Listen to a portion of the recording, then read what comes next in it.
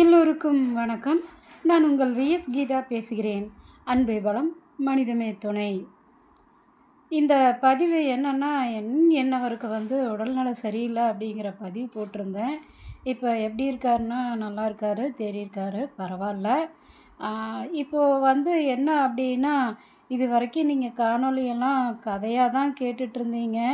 இ இனி வரப்போகிற இந்த காணொலியும் கதையாக தான் கேட்க போகிறீங்க. அது என்ன காணொலின்னா, உங்களுடைய அன்பு வேண்டுகோள் தான் காரணம்.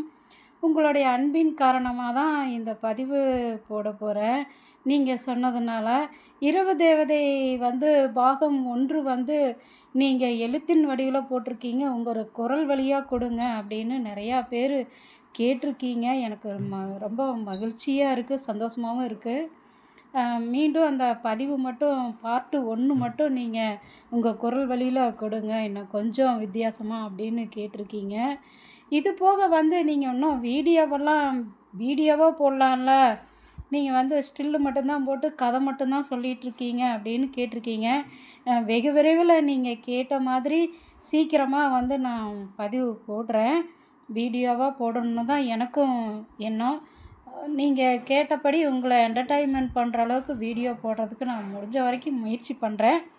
அதுக்கு முன்னாடி நீங்கள் கேட்ட மாதிரி இரவு தேவதை பாகம் 1 நான் என்னுடைய குரலில் கொடுக்க போகிறேன். இது வரைக்கும் நீங்கள் கதையாக தான் கேட்டிருக்கீங்க, என் வீடியோவாக பார்க்கணுன்னு சொல்லியிருக்கீங்க. வெகு விரைவில் அதுக்கான முயற்சியும் நான் எடுக்கேன். சீக்கிரமாக போடுற பதிவு.